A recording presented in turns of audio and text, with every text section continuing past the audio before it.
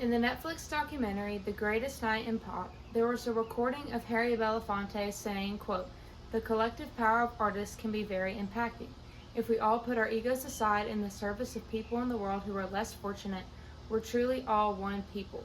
We're all in need of each other," end quote. The song We Are the World was written in 1985, so some may ask, why should we still care about it today? We should care because this song is a powerful demonstration of teamwork, love, and unity. This song has a timeless message for all generations. People in America came together to feed people thousands of miles away in Ethiopia. This song teaches its listeners that we are all one kind, humankind. So today, I will inform you about the world-changing song, We Are the World. First, we will begin by diving deeper into why the song was written. We will then cover the artists involved in the process. Finally, we will end by discussing its success and lasting legacy. Let us begin with why the song was written. According to worldvision.org, quote, "The 1980s Ethiopia famine was one of the worst humanitarian events in the 20th century, galvanizing the world's attention to end widespread starvation and save lives.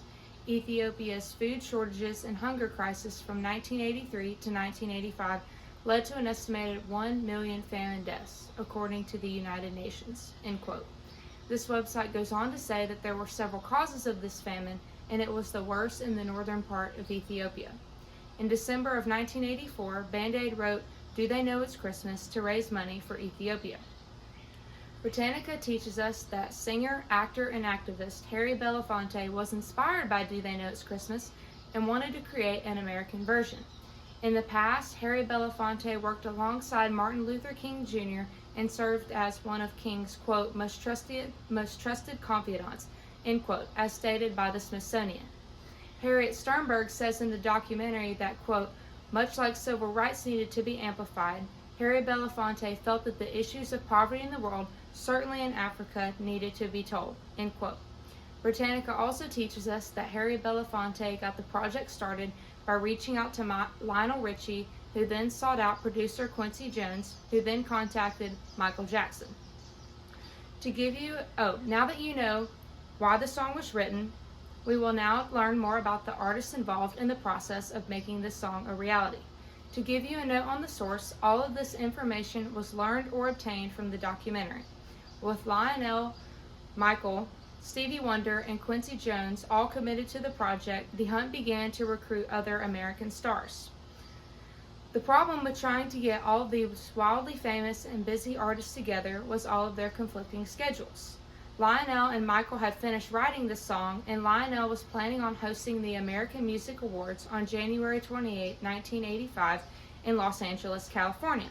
This was the perfect and only night to record the song, because all of the artists would be in the same place at the same time. Once the AMAs concluded, all of the artists had to head immediately over to the confidential recording studio known as A&M Studios. So many icons showed up: Diana Ross, Huey Lewis, Kenny Rogers, Bruce Springsteen, Tina Turner, Ray Charles, and Cyndi Lauper, to name a few. Each artist brought their unique talents and their egos with them. Quincy Jones wrote on a piece of paper that was taped above the entrance that read, "Check your ego at the door." There was not much time, and this song had to be done in one night and one night only. The process began with Bob Geldof, who was involved in the making of Do They Know It's Christmas, giving a speech to the artists before the work and recording began. Geldof had just gotten back from Ethiopia and wanted the artists to understand the purpose and the severity of the situation. He told them, quote, "I don't know if we in particular can conceive of nothing, but nothing is not having water.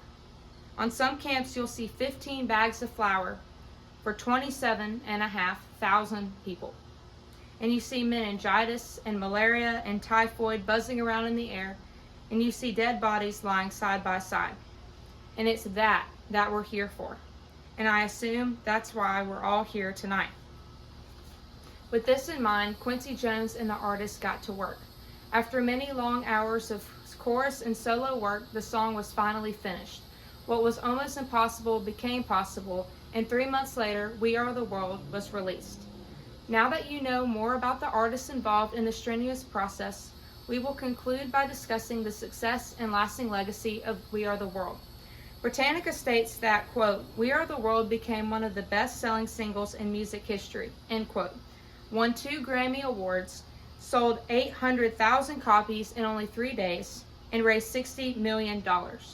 Britannica goes on to talk about how We Are the World inspired Farm Aid, which aimed to help support farmers in the U.S. From theborgenproject.org, we learned that 25 years after the release of We Are the World 25 for Haiti was written to help support Haiti after a 7.0 magnitude earthquake. Artists like Janet Jackson and Justin Bieber came together to raise money for Haiti. Even though We Are the World was written 39 years ago, it continues to inspire and remind us all of the greatness we can achieve when we stand together as one. Today, you have learned about the song We Are the World. First, we began by talking about why the song was written. We then moved to talk about the artists involved in the process. And finally, we concluded by discussing its success and lasting legacy. We Are the World is more than just a song. All of these artists came from diverse backgrounds and put aside their differences and egos to serve people in desperate need. Let us all remember Harry Belafonte's words, "We're truly all one people." Or you could say, "We are the world." Thank you.